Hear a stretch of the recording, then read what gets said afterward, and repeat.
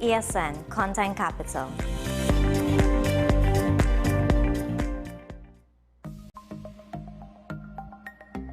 Knowing how to tell authentic is as easy as 1, 2, 3. Find it, match it, search it. Step 1. Find the style number on the tag. Step 2. Match the style number inside the jersey with the number on the tag. Step 3. Search it. A quick Google search of the style number will verify the jersey is authentic when the search results match the jersey being searched. Don't be fooled by counterfeit jerseys. Before you buy, remember to find it, match it, search it. Fan Zone, 2 locations nationwide. Center City Mall, Chaguanas and Movietown, Port of Spain. Nationwide delivery available.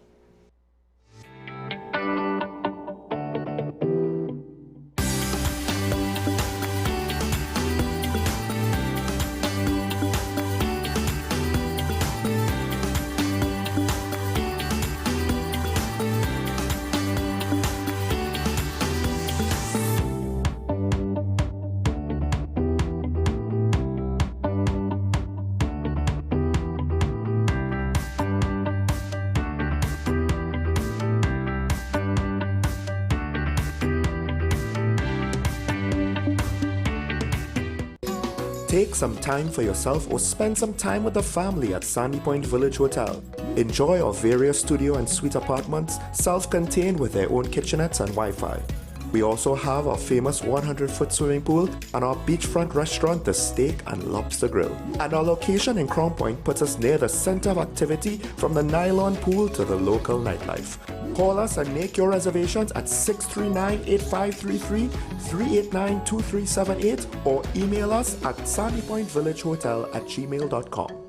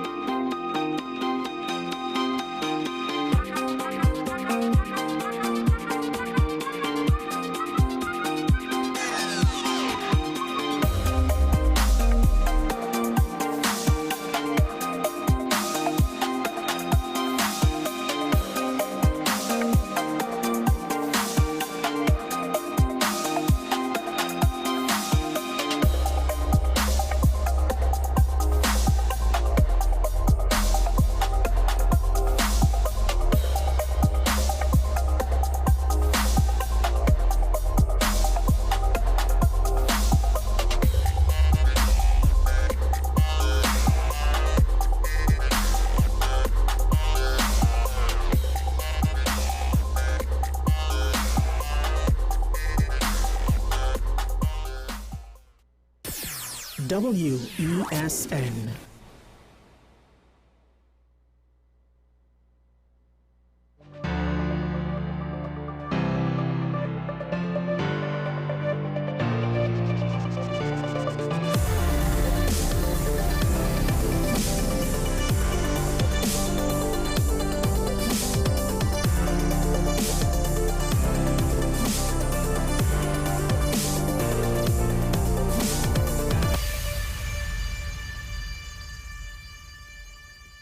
Good morning, welcome to Talking Point Show. Michael Small here. They say that the PNM is less corrupt. The implications of that statement are far more reaching than the simplicity of the very few words that encompass it. Less corrupt. It is both a statement with positive meanings as well as negative. Less corrupt. Less corrupt than who? The implied object is, of course, the UNC. But what does that mean? How much is less corrupt? Are you less corrupt by 0.5%? Are you less corrupt by 20%? And more importantly, it does not necessarily prevent the interpretation of still corrupt. So, of course, the alleged misdoings of any political party and entity in this country usually is cannon fodder for political debates where, as I said yesterday, we are less inclined to debate issues and more inclined to debate the people that stand opposite us, which on a practical level does nothing to help with regards to the issue. You could blame the PNM on crime. You know where that's relevant? During election seasons, generally speaking. That's where it matters to hold people to account, right? Also, depending if you exercise your democratic process correctly, you might even, if the situation is untenable, be able to legitimately demand a snap election. That has happened once. I'm not sure if it'll ever happen again. The politicians will probably never do it again, kicking and screaming. Now, well, sorry, that has happened twice. Yes, I kind of forget the last one because it was just so ridiculous and not a wise decision, but it is what it is. Of course, now that the accusations are thrown out there, this is one time where I cannot fault the former Prime Minister for speaking out, because technically it is even more directed at him than it is at the opposition leader. Unless you have a naive view of politics and the world generally speaking, right? Dr. Heath Rowley, as Prime Minister of the PNM for the last 10 years, as the political leader of the PNM that oversaw the Balize House projects. Now, one of the things that I find interesting that just kind of goes against the whole drug money financing the Balize House, Taj Mahal next to the Balize House. Yes, it's technically 2 buildings, right? They got that right. Do you know how long that big building has been under construction? Do you know how long? I don't know about you, but usually drug money don't take that long when it comes to any kind of project. To the point where it is probably not just inefficient, but embarrassing how long that building has been under construction. Now, the former Prime Minister, speaking about the accusations made by the current Prime Minister, says something that I do find ironic. If the Prime Minister can't come in front of me and show me an iota of evidence to support that allegation, I say again, we are unfortunate to have a Jamet as the Prime Minister of Trinidad and Tobago. Because only a Jamet will do something like that, make a statement like that, and not be able to provide a modicum of proof or truth to support it. You'll go inside the Parliament and say that and accuse the PNM of pedophilia. You support the policies of Washington. Are you supporting the Epstein files being given? Well, not entirely sure exactly what he intended with that last part there. Being disclosed or not being disclosed. But here's the thing. You can't necessarily disagree with him just because he is Dr. Heath Rowley. The key is you can agree with him and then point out, that's nice. So Brent Thomas, Gary Griffith, meritless, earlier with Christopher. I mean, to some extent, you very publicly implied a lot about Gary Griffith to try to remove him as Commissioner of Police, but without, you were trying to avoid the ire of the public who supported him. You were successful enough that you almost got away with it. I would argue technically you did. No one is necessarily saying, you fired Gary Griffith. That's why we didn't support the PNM in the last election. It's just that his replacement spectacularly crashed and burned in a big ball of rhetorical fire. It would have been amazing to behold if it wasn't the fact that such politics probably directly contributed to the level of crime in the country during that period. So this is one of those things where I said yesterday, and I'll say it again today, you have to be careful with what you say. You have to be careful as a politician if you're going to be lazy and not think more than half a step ahead with what you say. Because what you said before could come back and contradict with what you want to say now. Because on some level, Dr. Heath Rowley is calling himself a Jamet. What else? I mean, I'm not going to dig up his entire past portfolio of public utterances, but I'm fairly, I think it's safe to assume he did not always speak about the UNC in glowing diplomatic terms. The key point is, Because a lot of people will be saying, yeah, Rowley did it. He's bad. Yeah, you have to admit that Kamala's wrong as well. And at the end of the day, what did I say? Just because Dr. Ethan Rowley says it doesn't make it wrong. Just because he might have done it before doesn't make what Kamala did all of a sudden right. Why is it that our politicians prefer to follow each other to the bottom, to see who can outdo each other with regards to being crass and bombastic and over the top, ridiculous, unprofessional, lack of grace, unseemly, unworthy of the halls of Parliament? Too many of them don't care about the institution, the hallowed halls, which allows them the title of honorable.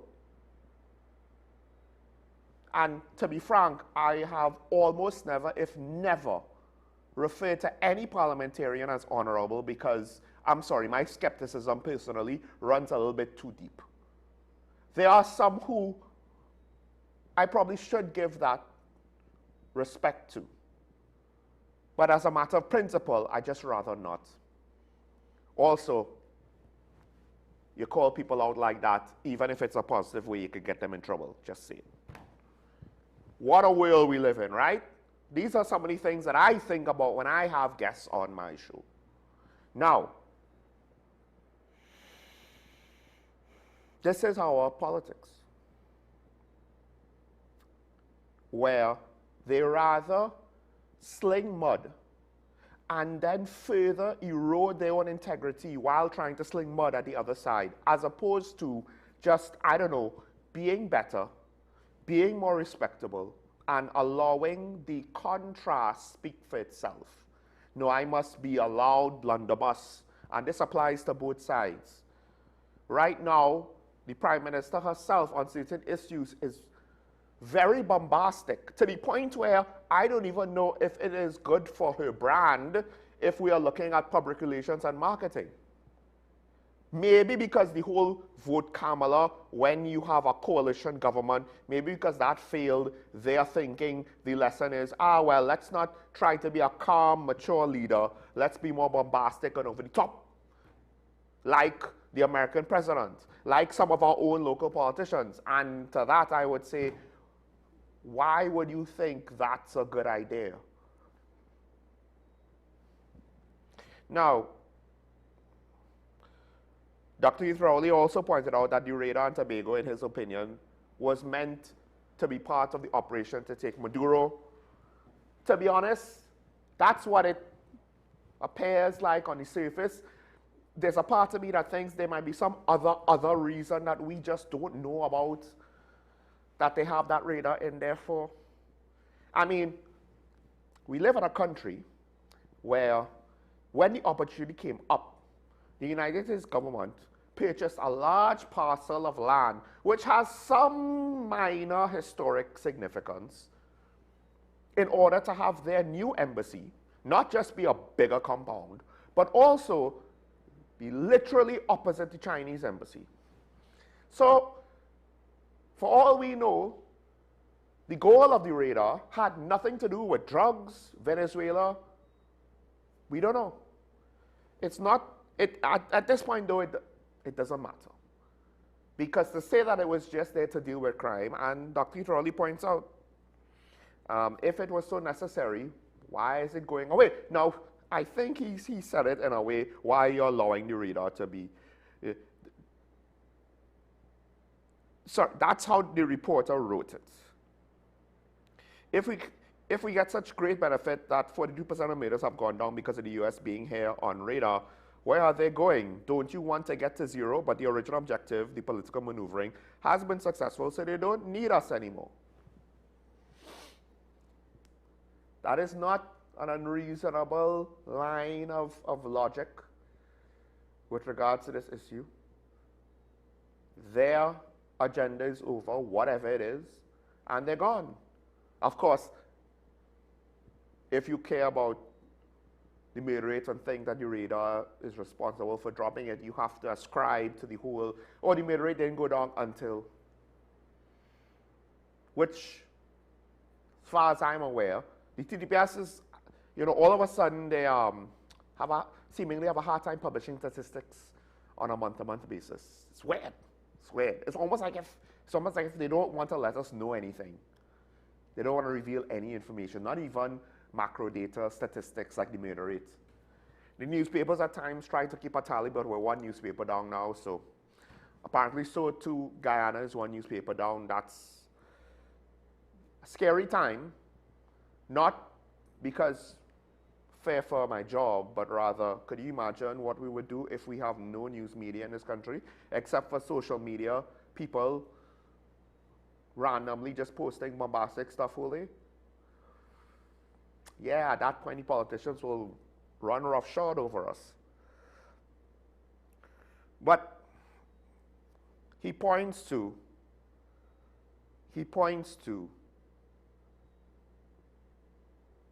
our government potentially following the U.S. in a shoot-first approach to crime fighting. Now, on one hand, that interpretation is not unreasonable because we saw the American military do that. I, however, do think that the American military's willingness to utilize violence was more than just dealing with narco-trafficking. It sent a political message. Hey, we're willing. Russia's not the only one willing to utilize violence and military force. China with their threats, don't think you're the only one. We're willing to do it too. We're not going to hesitate if you want to challenge. But also, there's the fact that the Prime Minister had a gung-ho attitude to crime fighting long before, and I keep bringing this up, when she said empty the matic, when she started championing the stand your ground laws, which at this point is in an incomplete state as an overall policy. Yes, the law has been passed. Nothing has been done to adjust the FUL situation. So, you know, as was said by the victim of a home invasion of her relatively close or neighbor by proximity, I don't know if it was right next to her house, who suffered a home invasion, he wishes he had a firearm. The question is, has he been able to apply and get one? Otherwise, what's the point? Now, there was a home invasion in the news this morning where two young men apparently jumped a wall and made their way towards a house, but between male family members and a pit bull, they ran. But the thing that got me with this story was, one, it seemed as though some external door to the house was open, and they got access to the house before they were forced to retreat. That, I don't know how safe that is. I believe this was in daytime, though. And maybe they, 1 p.m. But what really I found interesting was the fact that it was just two fellas, a 22-year-old and a 14-year-old. And the thing is, on some level, this household is lucky that it was so limited. It was, we've heard stories. The one that was the neighbor of the Prime Minister, I believe it was 6 to 8 men deep. And the implication is they were armed, not with sticks. All of a sudden, we don't really hear stand your ground anymore. We don't really hear about that. Just like how we don't hear about everybody with it. Now, I have no problem with the stand your ground laws, but finish the job. Don't be like the PNM and say we're going to change local government, and then you institute property tax, you don't reform local government, despite all the promises. I don't know if it's because, you know, they lost ground in the local government election. They said, well, maybe we shouldn't. But you didn't come out to say that. So you sold us on this tall, wonderful dream that never came to pass. The property tax wasn't even fully implemented. This is the same thing. You sell us on this dream of stand your ground and we're going to allow you to defend yourself, and you came up short. Now, I don't necessarily want a firearm. Maybe I should reconsider that. I don't know. The way how things are going. But they're already as far as I'm aware, a long waiting list of people who otherwise, as far as I'm aware, for the most part, don't have any reason to not get a firearm. Some of them include police officers. And if you want to tell me that a police officer doesn't qualify for a private firearm because somehow there will be a risk to society with a private firearm, then how are they a police officer being given state firearms to do their job? Because there was a backlog of police officers applying for private firearms from since Gary Griffith's time. So is the Prime Minister shoot first? Well, I don't know if the Prime Minister has a shoot first approach to crime fighting. But at the end of the day, we know what happened to Mr. Samaru when the police got out of the car. They didn't even say anything. They shot first. So if a former Prime Minister, who is probably not that popular anymore, who his political opponents, the supporters of the current government, would probably not want to entertain anything that he says, when he says that the government might have a shoot-first approach, unfortunately,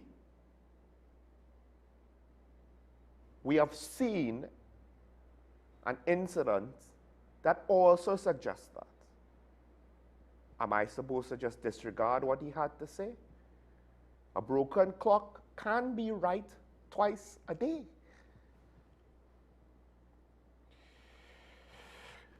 Now that the radar's gone, the Minister of Energy is saying that our oil and gas infrastructure is secure. This is actually a bigger deal than I think people might think it is.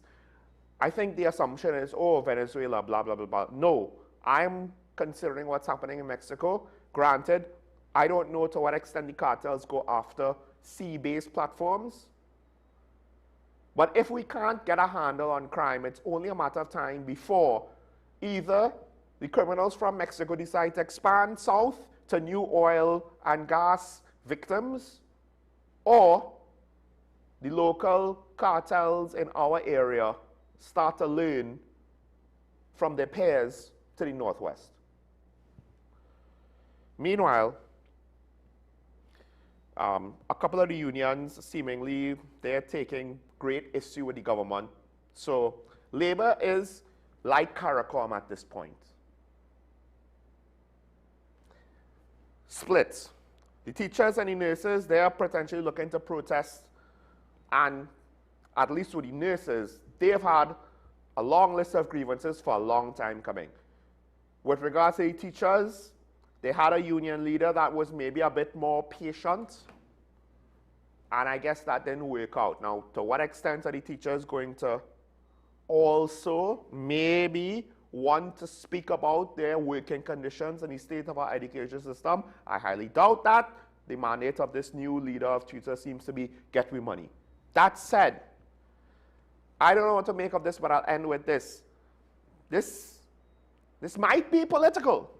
This might be only political. Former head of the PSA and owner of the political party, the PDP, he is the owner, founder, owner, leader of the PDP. He has been hired by the NGC as a HR consultant. Now, all I'll say about that is, I don't know if behind closed doors, Mr. Watson Duke is a brilliant man. I don't know. All I know about him is his public persona. The public persona that cannot answer a question with properly, and he will veer off into some other topic that he wants to speak about. A public persona that got into a fight with the chief secretary over a situation that was potentially illegal on his end. A public persona that declared that he loves his wife, therefore he's going to stop cheating on her in public with a subordinate. A public persona that outright said, I am in it to get you more money, support me because we're going to get more money. I don't care what reasonableness is. I'm paraphrasing. The public persona, to me, oh yes, the public persona that claimed he was going to swim to Trinidad to protest the the ferry situation. Didn't really happen, right? Now, we know his brother, great actor. I don't know if Mr. Duke's public persona is someone that is worthy of an HR consultancy position. His public persona, the way how he sold himself to the nation, that irresponsible character that says whatever it is that he wants to say any moment, that's going to be your HR consultant for the NGC? It's a win-win, I guess, for somebody. Let's take a break. When we come back, the good lady will be here. Stay tuned.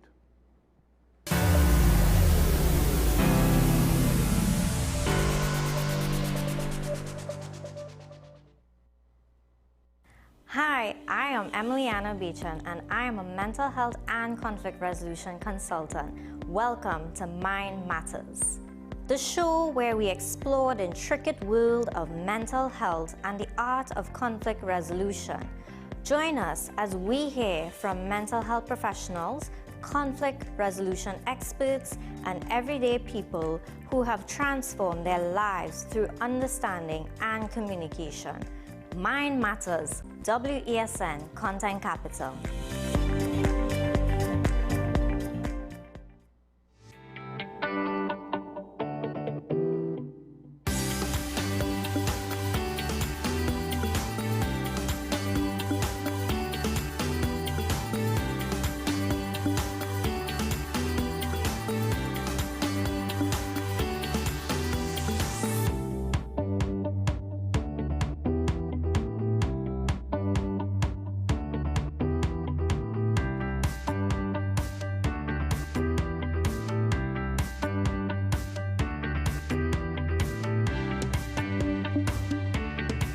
You are watching Strictly Legal on WESN Content Capital. Just give an overview of what exactly is that split arrangement. Nah, you don't need to register nothing. You don't need, we can do that another time. But then it becomes a hit, and then everybody starts to want to claim. The laws that predate many of the independent countries' constitutions are going to be those colonial laws. We know there are an infinite amount of circumstances that would lead to a murder. I have a great idea and I have a great concept, but until it's actually expressed, it does not become intellectual property. Accomplishments or targets of a forensic accountant is to quantify what may have been lost. We believe we defend criminals and we manipulated the law and we exploiting the system. A responsible journalist will reach out to the person who they have the information on for a comment.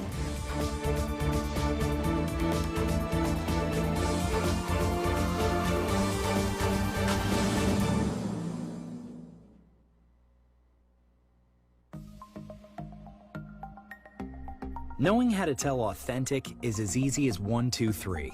Find it, match it, search it. Step 1. Find the style number on the tag. Step 2. Match the style number inside the jersey with the number on the tag. Step 3. Search it. A quick Google search of the style number will verify the jersey is authentic when the search results match the jersey being searched. Don't be fooled by counterfeit jerseys. Before you buy, remember to find it, match it, search it. Fan Zone, 2 locations nationwide. Center City Mall, Chaguanas and Movietown, Port of Spain. Nationwide delivery available.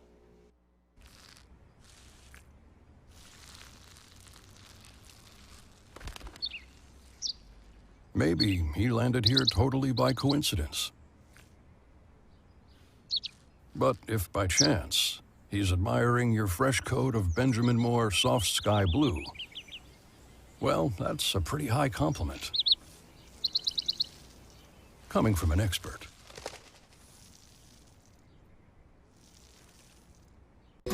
Take some time for yourself or spend some time with the family at Sandy Point Village Hotel. Enjoy our various studio and suite apartments, self-contained with their own kitchenettes and Wi-Fi. We also have our famous 100-foot swimming pool and our beachfront restaurant, the Steak and Lobster Grill. And our location in Crown Point puts us near the center of activity from the nylon pool to the local nightlife. Call us and make your reservations at 639-8533, 389-2378, or email us at sandypointvillagehotel@gmail.com. This is 10 Questions. I'm Andy Johnson. The distance from where we should be in the world in going forward on our commitments with climate change. The effects of climate change that cannot be accounted for, it's called loss and damage, and we're seeing loss and damage happening so much more in this decade and the previous decade. The principal term there was this question of the correspondent banking issues. That is why we're trying to build capacity with this country here, Trinidad and Tobago, and other countries in the region. Man is not showing any signs of stopping or even slowing down. More than half of the forest in Trinidad is already gone. All the plants and all the animals and all of the nice clean water and fresh air and everything had to be on this planet for humanity to have a chance. We have small change when it comes to countries that can take decisions, and when they speak, the world listens. The General Assembly is a very democratic forum. And Trinidad and Tobago has the same vote as Canada, in spite of the obvious difference in size.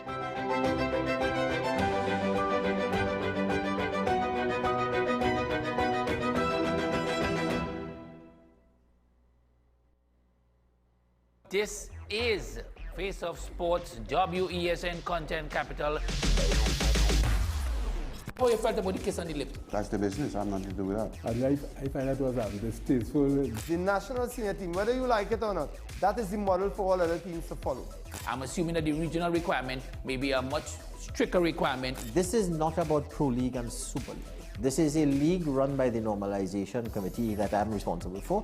Nobody expected FIFA to fund this arrangement. If we don't get a professional attitude towards this, we are doomed for failure. You break the balance, trip the leg, control the body. They ain't gonna stand put forever. Why you want the Chiefs to lose so? Why you want the Chiefs to lose so? They already have two. Lamar don't Why? have. You're jealous because you know the Chiefs getting closer to the Patriots.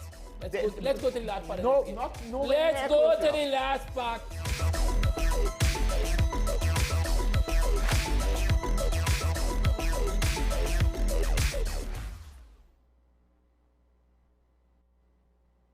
The home of Caribbean content is growing, and we welcome you to be a part of the #1 platform for young personalities who are driven to make a positive impact in society.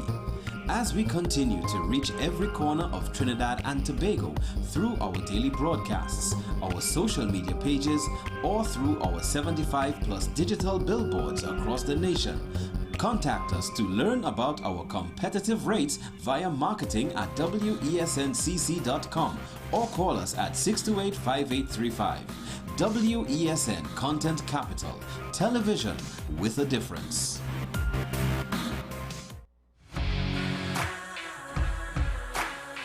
Every day, we communicate through stories. Stories of ourselves, our challenges, our goals, our experiences, and our aspirations.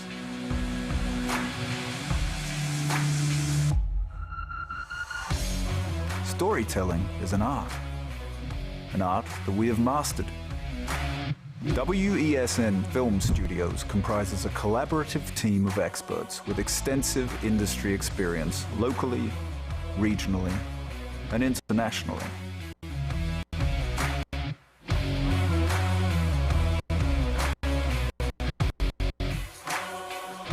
The ability of your business to successfully communicate with your preferred audience depends on the strength of the stories you tell.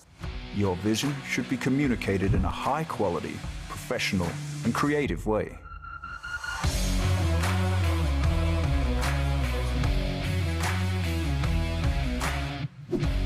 From concept to post-production, advertising to film, multi-camera productions, live events, streaming, and virtual conferencing, we are WESN Film Studio.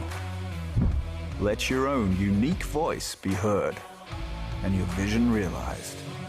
Call us today at 628-5835 for your next production.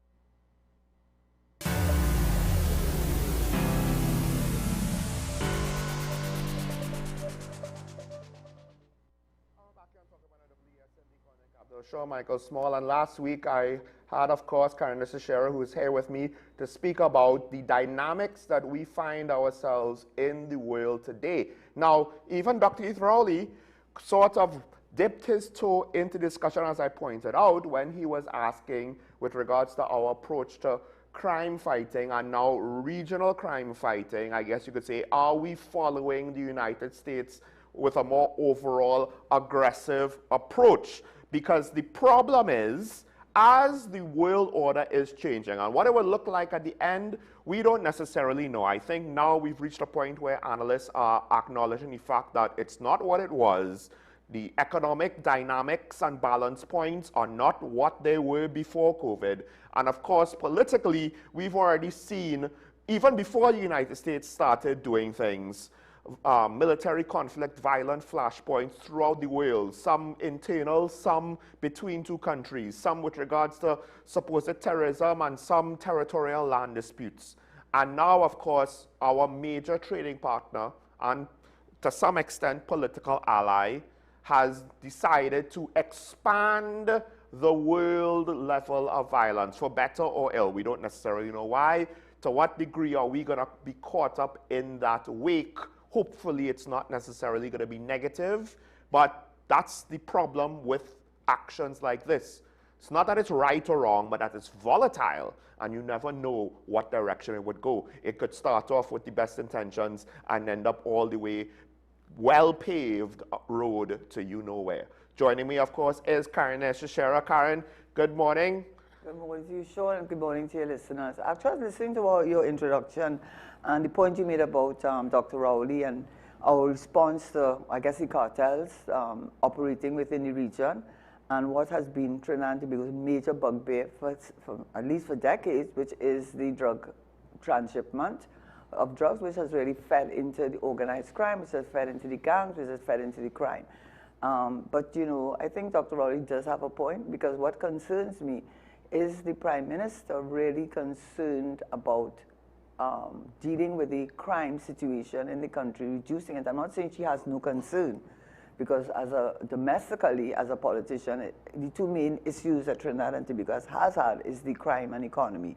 So I'm not saying she doesn't have a concern, but I do think that the former Prime Minister, Dr. Rowley, has a point in terms of what is the motivator for our Prime Minister taking the position that we need to support America, because Trinidad is not a zone of peace, that Trinidad and Tobago is run by cartels, and that is where today I wanted to look at the Monroe Doctrine and its 21st century version of it. They call it the Dunroe Corollary or Dunroe Doctrine, or the Trump corollary to the equivalent to the Monroe Doctrine. And the reason I want to do that is because America, and by the way, as I told Sean, America has every right. Make America first again, make America great again. It was in the 1950s. This is a point that people, I think, struggle to fully understand. America is the biggest player. So, oh my gosh, look, they're only out for themselves. Every country is out for themselves. It's just that America being the biggest, the scale is different. You feel it more. And it's in our sphere of influence, geopolitically. Of course, yes. But is China not doing the same thing? Is Russia not doing the same thing? At times, do we not come across, we wouldn't necessarily do the same thing, but come across as though to the rest of the Caribbean, hey, we the big boys. And, you know, who's we? Mean Trinidad? Trinidad and Tobago. And you follow within CARICOM. Yeah. Yeah, that is true. That is true. So, not that we do it to the extent, but people in that position come across that way, whether it's intended or not, right? And not to say that America is the side of angels, it's just that everybody, including us, have our own self-serving agenda. Yes, and I think that's important we put that on the table, because what I'm going to say is not so much anything against America, but understanding our role in it and whether our Prime Minister is sensitive to it and whether her responses are appropriate, because there's so much here that should concern our Prime Minister. And I think Dr. Rowley, in a sense, telegraphed that by saying that, yes, we want to get rid of crime and the organized crime and transshipment. I guess that's what he's saying.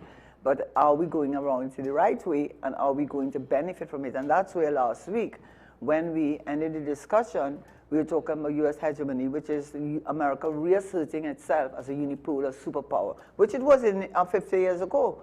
I mean, China, I don't think anybody spoke about China back in the day, and certainly Russia was the nearest adversary or foe of a global foe to America, but I don't think that one would question America was the superpower.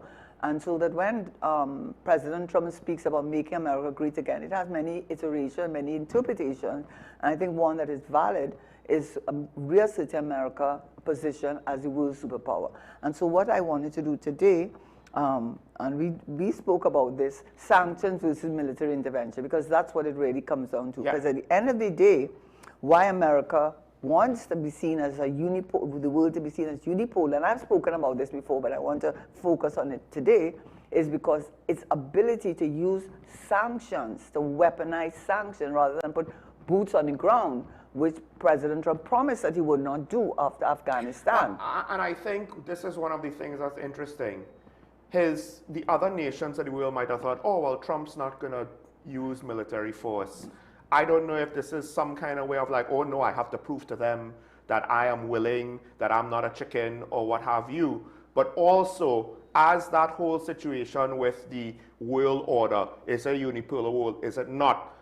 On some level, that concept of sanctions versus military force, if sanctions cease to be a tool that can be utilized, I suspect more and more military force might become part of its replacement. Right, so that's one of the arguments we're going to have to look at. But talking about military intervention, if you notice, America has intervened in Iran, America has intervened in, I think, in Iraq, America has intervened in Venezuela. Have there been boots on the ground? No, no boots on the ground. You put no boots on the ground. You mean this year? Or in the last, since year? Since post-Afghanistan, when he made that commitment that there would be no boots on the ground, his military intervention, if you know, has been quick, fast, decisive, but you do not have boots on the ground. He has done that in Iraq, he's done that in Venezuela, he's done that most recently with the aid of Israel, he has done that in Iran. So even when we look at military intervention, what does that really mean for America? Because clearly your domestic policies are equally important to you as how you give life to your foreign policy. But what? Well, I just want to say, because military intervention has a lot of domestic concerns where your voters might all of a sudden go against you because they're concerned about, you know, their sons and daughters getting hurt and so on, that's right? That's the boots on the ground argument. Well, I mean, to some extent, even the way how they're doing it now is not bloodless on their side, as we've seen, right? But I understand that. I get it, but even now, the support for the situation in Iran is tenuous at best. But I wanted to say that just to highlight this point. Why it matters to us is, what is the Prime Minister doing to address our citizens' concerns? Right. Because a lot of our citizens are looking at these things, and even if they don't fully understand what's going on, they understand enough to have questions, and part of it is that they're being left to kind of wallow in their own devices. Is that what a leader should be doing? Yes, and I think the thing, I mean, there's reality to it, because we have the radar, which they pulled out, which seems to reinforce the idea that the radar was not here to deal with any cartels, which is the Prime Minister's swan song. I mean, for everything is a cartel. That's the reason Americans just zone of peace. No, not a zone of peace. We have to, because we have cartels. Although she used that argument even with the Summit of America, which is where I'm going to start off with. But the issue comes down to this: is it a real risk or danger to Trinidad? Because when we look, as I hope to look at Honduras, is ExxonMobil another version? Is Venezuela that just went through its own upheaval? Are there lessons to be learned? And the closer and more dependent you are on the United States for trade, the more vulnerable you are to sanctions. Right now, we are affected by sanctions. Why can't we get the gas out of the Dragon Field? Why aren't we able to do that? Because of OFAC, which is the Office of Fixed Asset Control. This is a major sanction vehicle. And the reason we can't do that, why shall not building the pipeline, moving the gas from Dragon Field, into our territorial waters so NGC can take it to the downstream industries. Why are they not doing that? It's sanctions. Well, as you said yesterday, secondary sanctions, because people want to say, oh, we're not getting sanctioned. No, Venezuela gets sanctioned, and it affects us.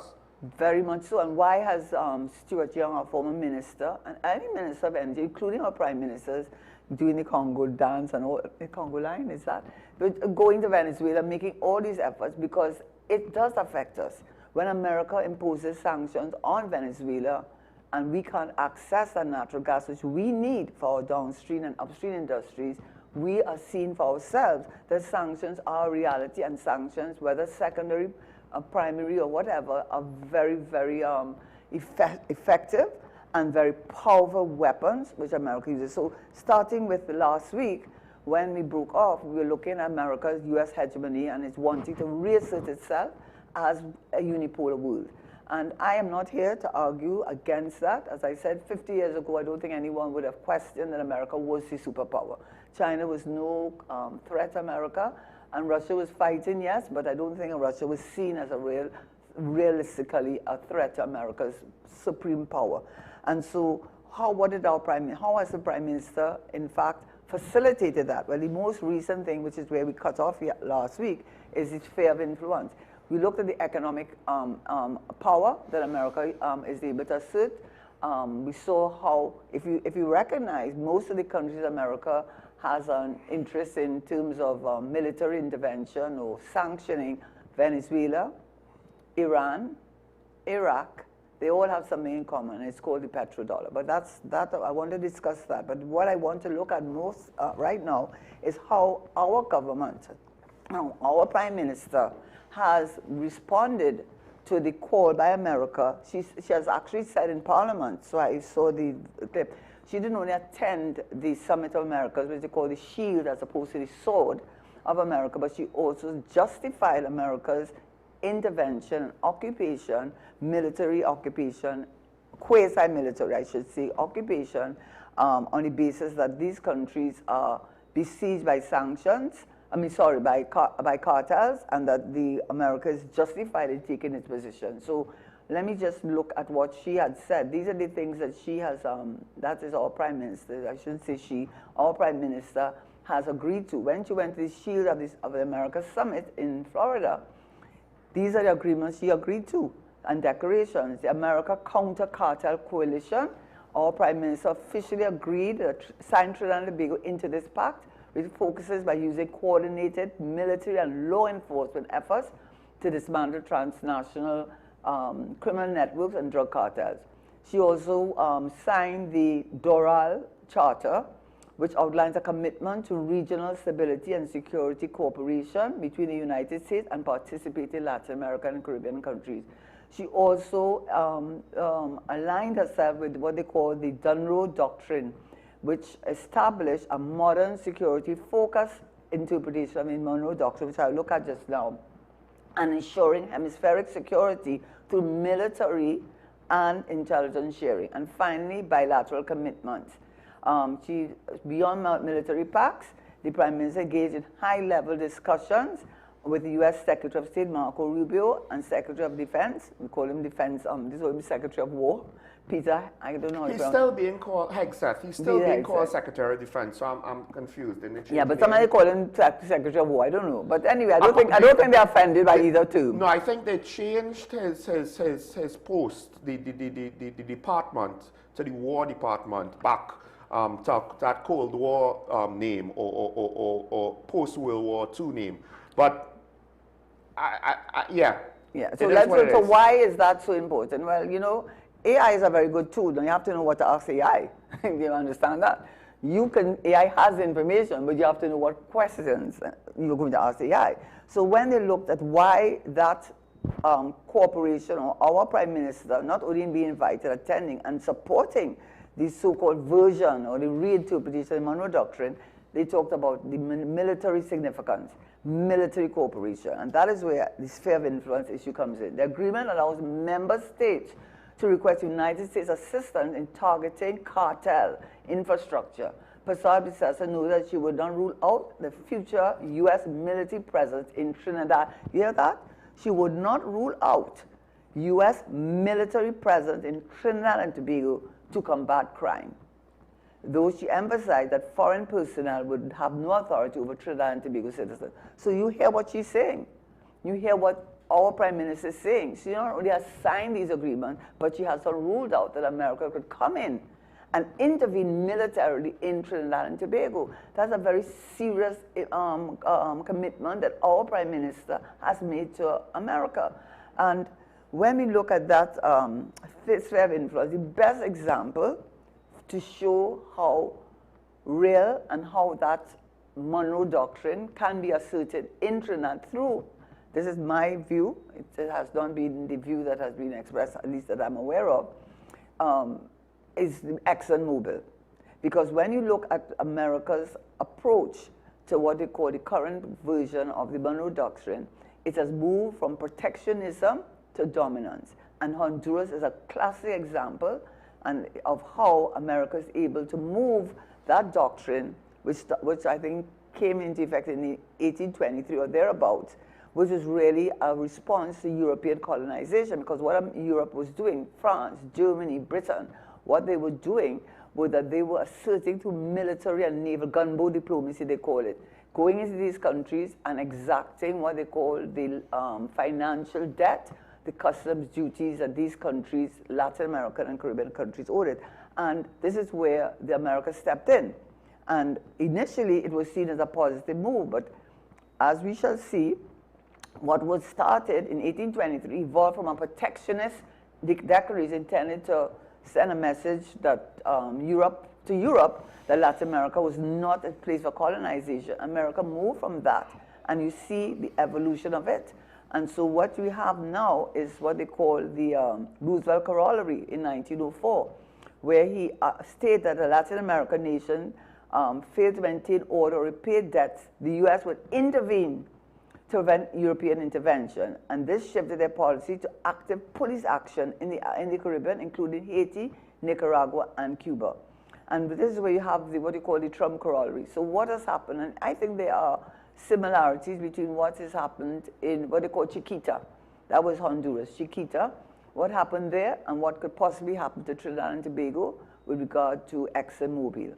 And what happened there, Honduras was called a banana republic because its only foreign product that it exported was really bananas. And what America did is this. They took infrastructural control. Companies obtained massive land concessions and built the entire country's railroad, port, and telegraph system solely to serve banana exports. Debt and currency. In 1911, the US dollar became legal tender in Honduras. US fruit companies even brokered government loans using the country's unpayable debt to maintain leverage over its financial policies. Trade dominance, political manipulation, and coups. The 1911 coup, they had the big stick diplomacy, carry a big stick, walk softly as Roosevelt, walk softly as an African saying actually, which says walk softly and carry a big stick.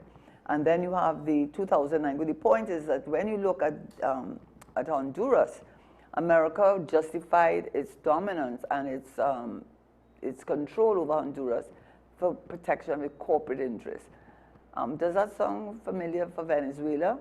And does that sound familiar for Trinidad with ExxonMobil? Because ExxonMobil is now, as far as I'm aware, as of 2025, and that is it is the largest global privately owned gas and oil company operating, and America has interest in protecting that.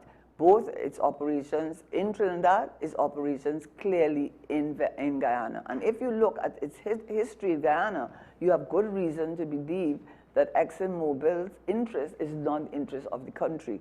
ExxonMobil, as you know, I spoke about it before, the partnership, the agreement, where they agreed on the face of it that whatever profit sharing agreement, that's what it's called, profit sharing agreement, that 50-50. But what were the profits?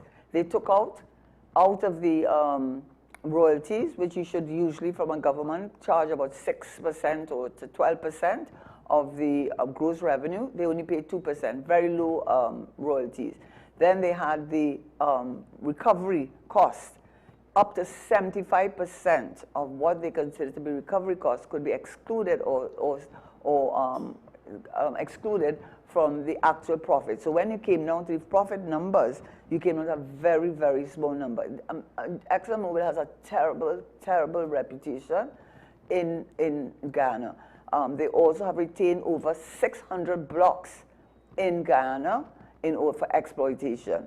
So it's not only in Ghana, globally, ExxonMobil, which is a US company, a corporate interest, has a terrible reputation as a corporate citizen.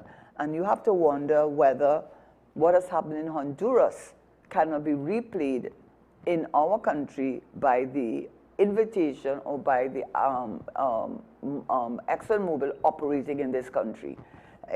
To me, it's a real risk for Trinidad and Tobago, and I think that the Prime Minister's assertion that America's foreign intervention into Latin American and Caribbean countries using the cartel's argument is reading hollow.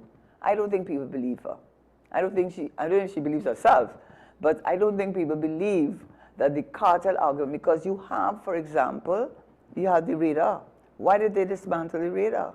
I mean, the argument was that the radar was there to deal with the cartels. Well, but go ahead. I'm sorry. No, it's just because I honestly do think that perhaps there's a reason that we just don't know, right? I honestly, I don't know if there was some intelligence concern that they had for the region, what air traffic they wanted to track, what potential ocean traffic they wanted to track, but again, what purpose? Cartels? Well, and that's the thing. I guess it comes down to the fact that, look. What do you think people believe, though? Well, or what was the message in the media? I think Dr. Rowley's... But the media message, generally. The media, right. So the media message was to deal with crime. Dr. Rowley, that is the media message from the government. Dr. Rowley's assumption, I believe, is what most of the population will think. Which that it was meant to support regime change action in Venezuela, right? The only thing that is a basis of fact that goes against that is it wasn't immediately removed once they got Maduro. I guess maybe... You mean a few weeks? They waited a few weeks? No, it's a couple of months. Wasn't he taken January or December? Now, maybe they still needed the situation in Venezuela to stabilize, but they already moved the Gerald R. Ford and the MEU. So they had the military assets in the region. You know, notice how quietly they just slipped away. In fact, the Ford had to go to the next conflict in Iran, right? So, but the point is, regardless, the population will believe it was about regime change. So now you have the population... Population where? Of Trinidad and Tobago, that the radar was to support America and regime change in Venezuela, right? So that's what your domestic population is starting to think more and more, right? Given the fact that, hey, the crime fighting's not done, why is it gone? But also, as Dr. Rowley pointed out, the gung-ho approach, the shoot-first approach, to what extent is that going to be how locally more people are going to perceive the government and in other nations are going to perceive us? Because the more that the United States are utilizing military force in order to intervene in areas and people are questioning the legality of it, I'll just say it that way, right? We will be associated with that. And what's the price we're paying? Because of how they will perceive us. Are we a trustworthy ally? Are we a peaceful ally? And is it necessary? You know, I do understand, you know, so I've tried to understand why our Prime Minister feels that she must support America. She's not only supporting me like a cheerleader. When the argument of zone of peace with CARICOM came up, which deals with independence and sovereignty and resistance to foreign intervention, she used the argument of domestic gangs and crime and violence in the country, which didn't sit well with many people, including the fact that what have you done to deal with the big fish?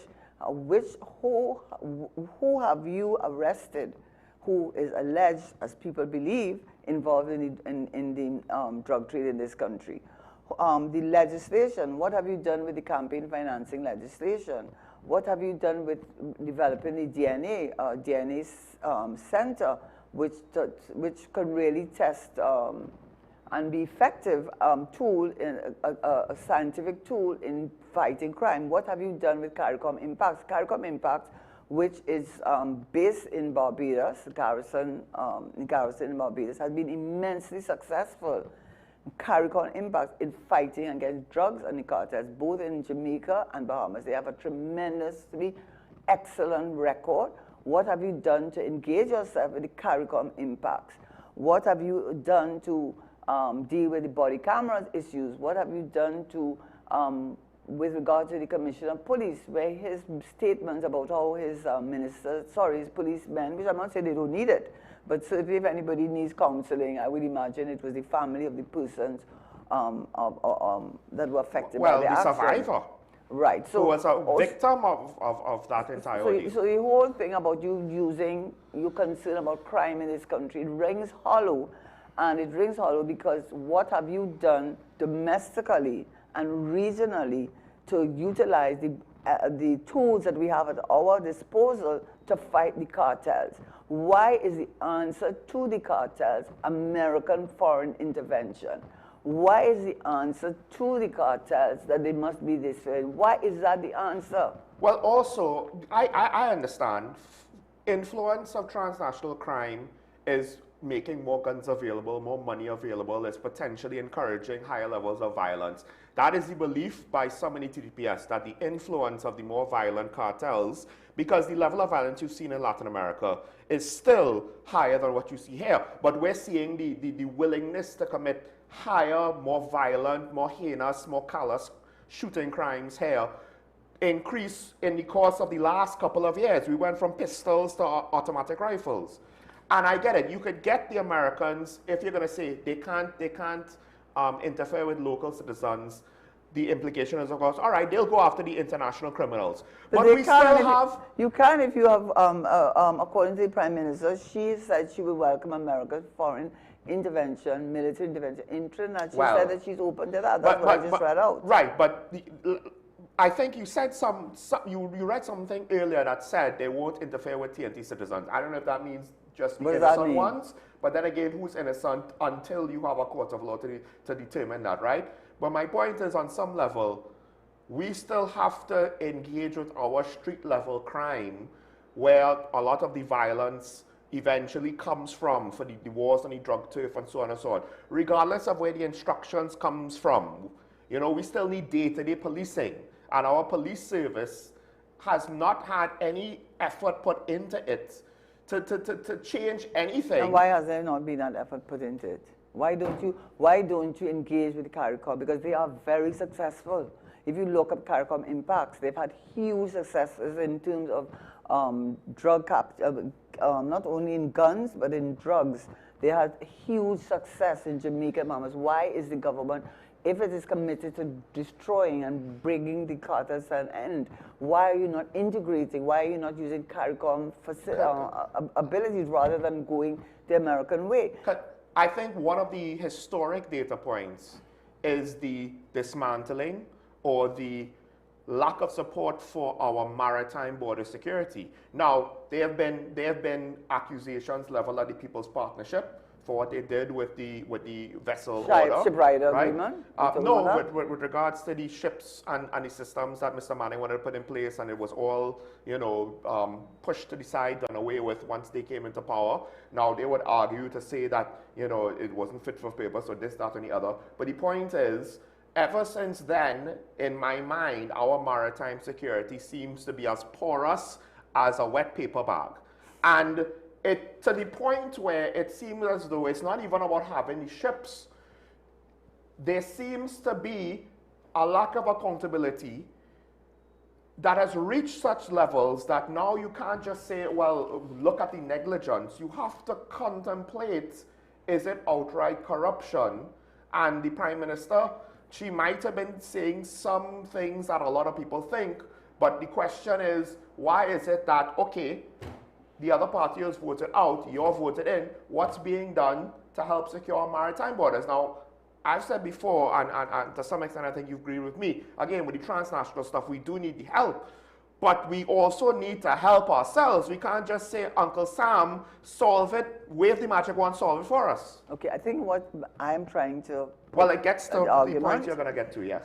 Protectionism versus dominance. America used that same argument that it was coming into the region and using maritime and naval forces, its ability to protect the region from European colonization or from any actor or any bad actor within the region.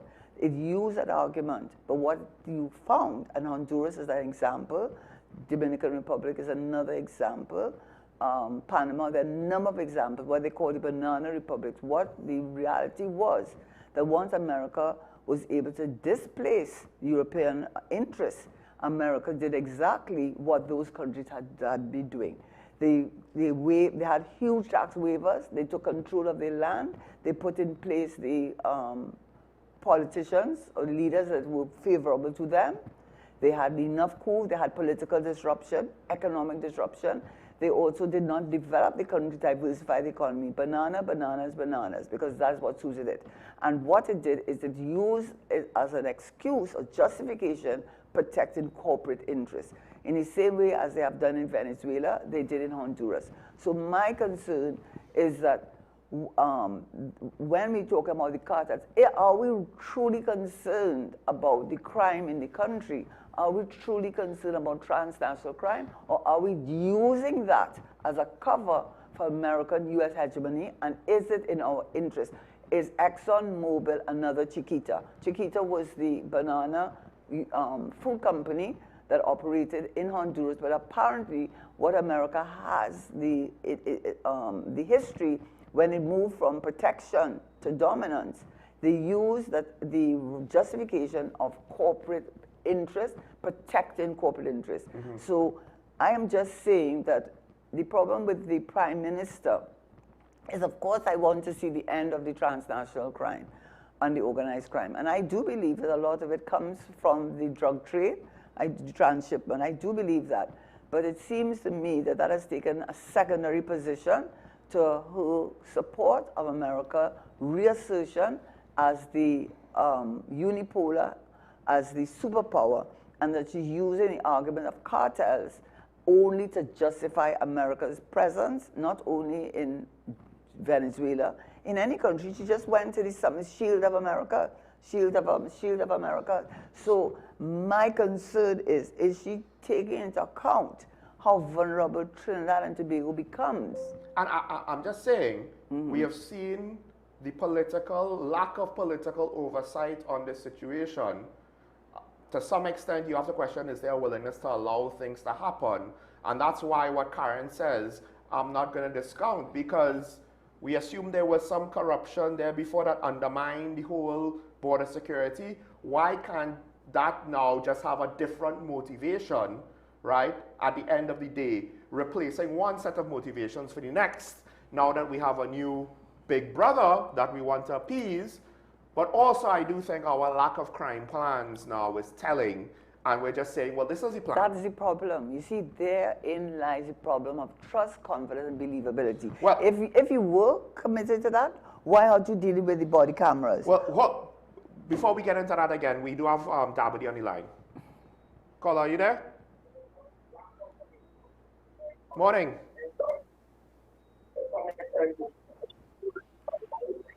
Good morning. Dabadi.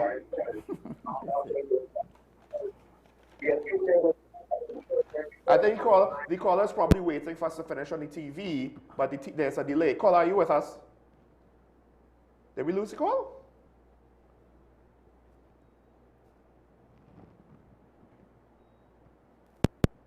It's Bobby Television.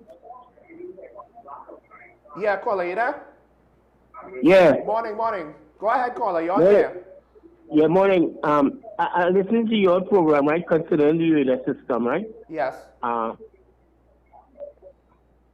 listen to you most of the times of the week and days going by. Yeah. Good morning, sir. Good morning, ma'am.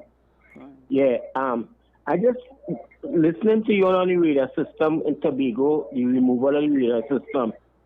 But as a citizen, knowing about American safety, the U.S. safety.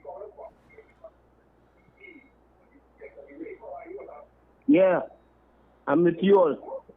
Caller, there's a delay. Don't listen to the TV. Don't listen to the TV. There's a delay. Just talk to us on the phone. All right. Yes, sir. Yeah.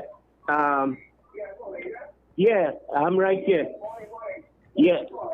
Caller, Yeah. mute the TV. Mute the TV. Of you all every day, right? And the radar system in Trinidad and Tobago.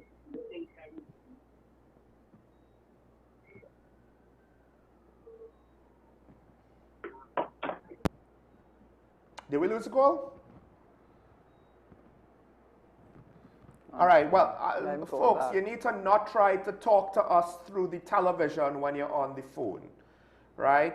I mean, there's a delay. Please do not try to follow along while you're talking to us on the phone, on the television. Unfortunately, the caller did not make his point at all, so I have no idea what direction he was going to go or what he was going to say with regards to the radar. But let's go back to the sanction then, because that's where we start. That's the whole issue here. America is able to once assert itself as the unipolar power, because that is how sanctions become effective. Okay, we have the caller back. Caller. Yeah. Yes, go ahead, caller. I've been listening to the program for some months, right? Mornings, right? Morning to mom, morning to sir, right? But the radar system in Tobago, right? And the removal. But seeing as the U.S. was always in Trinidad and Tobago because they construct most of the roads and the places, these gas stations and things in Trinidad and Tobago in the past, right? So even though they come back in the future, right? But they move more in Tobago with a radar. I don't see why they shouldn't keep a radar there.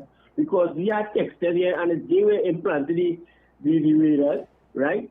For example, in Maracas and Matura, right? It had dishes and things in the earlier days when things now started, so for communication.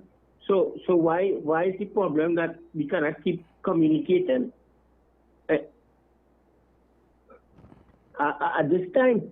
Because it's our security personnel and for our own inhabitants and law enforcement, you know, to protect us, because we already had so many things in the past, right? From the 1970, 1990, the SOEs and all these things, right? Right. So let me have some form of sense of security, somebody watching over us in case of any bombardment or anything like before, right? I don't find that they should remove the radar, so to speak. Thank you, caller. Right? They should even bring one in Trinidad and to Trinidad too. Well, right? That place is in Trinidad to keep that too. Right? Because we always have communications here. And it is proud to see that we are inclined with the outer world. There was an enclosure here that they could tell us what they want, do us what they want. Then we get more educated with that fact that somebody is over us like before. Right? Okay, caller, thank you. What is he saying? He supports the radar? I think he's saying that he supports the radar. Why did it have to go? And I think he's under the impression that we asked them to remove it, which I don't believe to be the case, if that, caller, is what you were saying. What I believe is the Americans decided to pack up and go. We do have a comment from yesterday where they were pointing out they're taking assets to the Middle East. So it was by the Americans' choice, as far as we are aware, of removing the radar and leaving. I think the issue really is, I understand what the caller is saying, and many people have said that they like the American presence in the region because it gives a sense of regional security. But when you look at the history, or when you look at how America has shown its foreign policy approach, is it really concerned about regional security, or is it more interested in ensuring that it reasserts itself within the region, removes the greatest threat to it, which is China, with its Belt and Road Initiative, and is it using as a justification the fact of the transnational crime and providing regional security? Because what was the insecurity that we had? What we had was domestically the fact that they had transshipment of drugs, cocaine in particular. It affected the local crime fighting, but I don't know that there was any fight or any war or anything within the CARICOM region. I don't think Grenada was fighting Jamaica. No, I don't think we all were banded together. So what was the fear that America was protecting our countries from regionally, that they needed to provide us maritime and naval security? I don't know that it had. I think what America was more concerned with, and it seems to be the case, is using the idea of cartel. Because one thing our Prime Minister has done, she talked about them cartels. Zone of Peace, cartel. Summit of America, cartel. And she has used as a justification, the presence of cartels, drug gangs in our country as justification for America's presence. I don't know if America is fighting to protect us. Protect us from what? We have a call from Arima. We'll take the call, and then I have some interesting points to follow up and support that. But Arima, good morning. Are you with us? Arima, you there?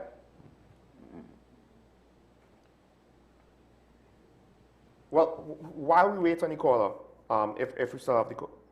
Oh, caller, are you with us? You hear me, sure? Yes, I'm hearing you. Nice. Good morning to you and to Ms. Nunes to share your post. Morning. Now, as I told you yesterday, it's time for us to get serious about going forward. Because you're noticing Shell going back to Venezuela, Exxon want to go into Venezuela. When and who will be our ministers to go Caracas to resume this Dragon gas deal? Because after the Prime Minister called the gentleman a narco-terrorist, and he called her a drunkard, he said all deals were off, right?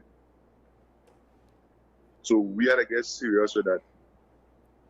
But in relation to the topic this morning, concerning Dr. Rowley when you started out, I want to tell you this.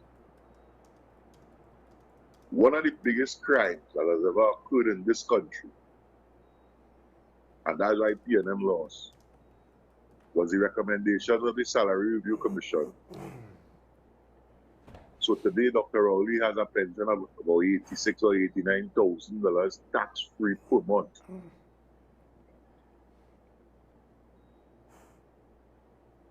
What? Unmute, please. No, sorry, you just stop speaking for a second. So I don't know if we lost you. Continue. No, I got muted. No, I don't think we need that. No, we didn't mute you. I'm going now. What I'm saying is this, right? Yeah. Concerning your discussion this morning concerning Dr. Rowley. Yes, we heard that part about his pension. What I want to tell you, one of the biggest crimes. I'm being muted again. No, you're not being muted. You're not. We're hearing you. One of the great crimes, right. and be muted again. So we heard that. One of the biggest crimes that I have been seeing is this $89,000 a month that the Salary Review Commission recommend as the Prime Minister's salary. Because when they check it out, it's 44% increase that they got. Whereas PSA get 10, which is not equivalent to the UE lecturers 6, which is not equivalent to the 4% that the teachers and the police service got. So what we're seeing is that the higher paid people get the greater increases, and the lower paid people get the lesser amount of increases. And that in itself is a crime. Because we are asked now to hold string, tighten with belt, live within our means. And when you look at the direction that the country is heading, which is spinning top in mud, these people getting more money and we've seen less performance. And for me, the SOE was about, not about crime, but about public order. Because the teaching service ready to, they ready to go and march. The nurses ready to go and march. Yeah.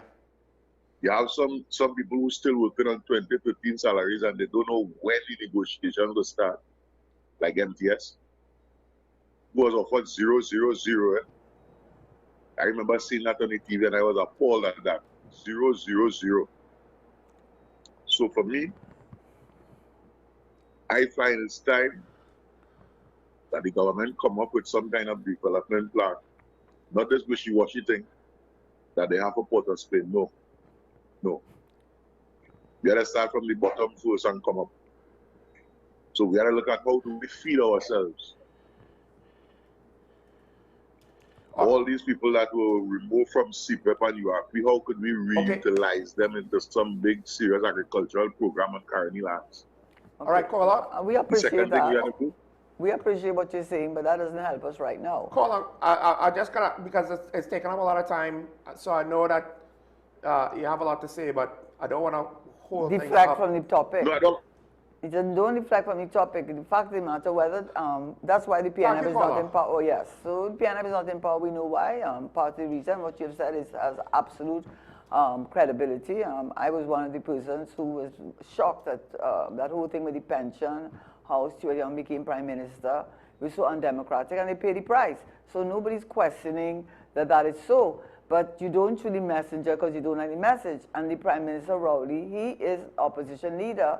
Oh, no, he's not. Pennybackers. Oh, my God. Pennybackers is. Please, but yeah, Freudian slip. Well, that says something, doesn't it, right? But in any event, the point is he still has a lot of, the media will listen to him. So that says a lot. And whether or not they are out, they are no longer in government, all the things that you have said are reasons why this PNM government is not in government. That does not detract from the fact that he has a point. Is his point that what we are doing by supporting America with the argument of the cartel justification really the way that Trinidad and Tobago needs to go? Is that our way? Is that going to be recognized? Because what he is saying to us is that argument about the cartel, they didn't do much to do with the drugs. They didn't do much to do with the just want to say, we do have a caller, but the shoot first thing, to what extent is that going to translate down here as a shoot-first policy to deal with crime? We have a call on the line. You mean that's the Minister of Homeland Security said that? No. Did he say that? No, Dr. Rowley accused the Prime Minister of having a shoot-first agenda. No, but I think Sir said that. He said, "But he stand your ground." No. That was a specific thing. We'll take the call. Caller, good morning. I'll tell you what that is. Caller. Yeah. Hello. Morning. Hello. Good morning. Mr. Sarah and Sean. Mr. Smooth. I keep hearing all your competing there.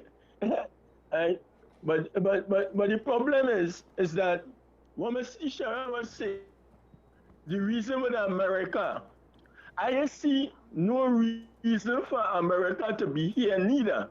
And I think what happened to us, people they are not educated or they don't want to be educated. And this is why our country needs to develop. When we speak into the population, we really need to educate the population, because a lot of us not seeing like we understand the history of what really going on. You understand? And that's a bad problem to have a people who don't understand the history, you know. America, if you just observe America, Donald Trump, for me, he crazy. He just going from place to place and just wiling up every nation to cause a world war or some kind of thing. That is what Donald Trump doing, right? Because he want to be America, to be a greater again, to be in control. They want to control the world, which will happen. They will never be able to control the world again. They will never be no superpower. And any following America is going to crash. Donald Trump and them is going to crash, right? Anybody who is following, if you notice something, all his alliance and them, they move aside, you know. They're not joining with America. They want no part. You understand? They step aside from America and leaving them to go and fight Iran, right? Because they always know that was a trap. Iran was a place you're supposed to negotiate. They decide to go and fight the people. You understand? And people, the Americans and them know that they are losing the war. And so do everybody who is following America. They are going to crash. That is the whole thing about it. Caller, thank you. But he made some points, but we are definitely not saying that Mr. Trump. Though, this is not the first time America has gone on its own. I mean, take Israel for example. There was a time when Israel was the pariah to the world and they didn't have American support. They didn't crash. America in of itself, they invaded Iraq in 2003 with very little international support. When you get down to it, and that was a boots on the ground invasion that occupied a country for over a decade. They didn't crash. To say that they're going to crash now, I'm not and necessarily... I want to say this. You cannot say that Donald Trump doesn't know what he's about. He is about making America first again. America was first again. And I do think things have changed. I don't discount the argument that the caller made that I don't think it's the end of America. America's not going to give in, but definitely it's a different world that America is dealing with. I think when people want to look at, oh, well, how did the Roman China, Empire die Iran, and stuff, Russia. How historical nations and empires died in the past. The world was way more volatile then than it is now. Things have changed. Things have changed, yes, but it's not Strait of so... Hormuz. Look what has happened in the Strait of Hormuz. I understand that, but what most likely will happen is this will affect the Republicans in the next election more than it will say America is going to all of a sudden fall apart. America is not going to fall apart, but go ahead. No, well, we have a Rima on the line. Caller, you with us? Good morning to the panel. Good morning to the panel. Yes. I just heard the previous speaker speaking about Donald Trump and America. My 2 cents very quickly is that it is not about making America great again. Donald Trump have a very big ego, and he wants to make himself great again in terms of his ego and financially, because he cutting deals and all the deals, monies come to his personal pocket. That is my 2 cents. I'll listen off it. Thank you. Okay, so nothing's wrong with America, with Donald Trump wanting to make himself great again. But there's no question that the policies that America is pushing for and is advocating is to make America first again. Ironically, his net worth, he is the only president, at least in recent memory, whose net worth dropped after his first term. I don't know what it's going to be like after this term. I just never heard of him having any personal part to play in any deals. I haven't even heard accusations of that. Usually accusations against him is something else entirely. His net worth is never spoken about as look how much money he made on this, or look how much money he made on that, or look how much his net worth grew after being president. And usually, like the Obamas, the Clintons, it grows, mainly because of speaking engagements and the like, and certain avenues are now available to you, etc., etc. But so, I mean, listen, I'm not saying it's impossible. I'm not saying that, he's a saint. I'm just saying I have nothing to go down that track with right now. And I want to say, in all fairness, I do not think it is a fair statement to say that Donald Trump does not know what he does know what he's about. And why I say that is America understands if it does not want to have military intervention, if it doesn't want to have boots on the ground, if it wants to keep its promise made domestically, that it would not send the young 18 and 19-year-old sons and daughters to fight wars that they didn't even understand why they were there. If it wanted to avoid all of that, he wanted to be able to use sanctions. But notice the last two callers. They highlight a point that I wanted to make. Which is? There are people in this country that don't trust both America before Trump and Donald Trump, the individual.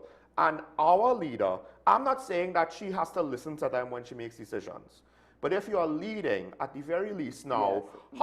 How are we going to accept these decisions and not just, those who don't like it, just start to become very disagreeable with you and extremely critical of you to the point where they might be biased against you, not just, oh, we have an issue that's a real issue, but now all of a sudden we're just biased against you because we don't like these decisions.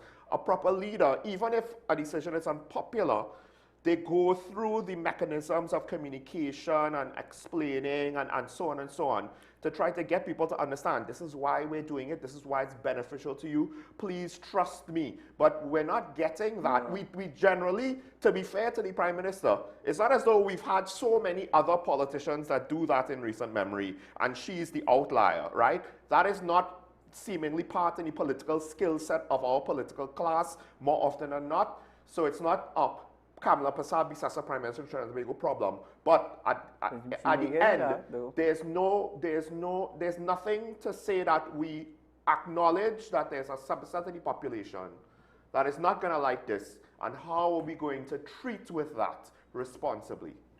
Yeah, and I just want to say maybe part of the reason why people identify the problem with America so much with Trump is what they call the cult of personality. Yeah. Whether it's a Stalin, a Lenin, or a Castro, whoever your choice of his leader own party seemingly can't function without him. So it's called the cult of personality. So regardless of the party in power, he is big. He's bigger than, greater than his own power, his own political party. So people tend to zero in on him. But when you look at the decisions he has made, yes, he's been bold.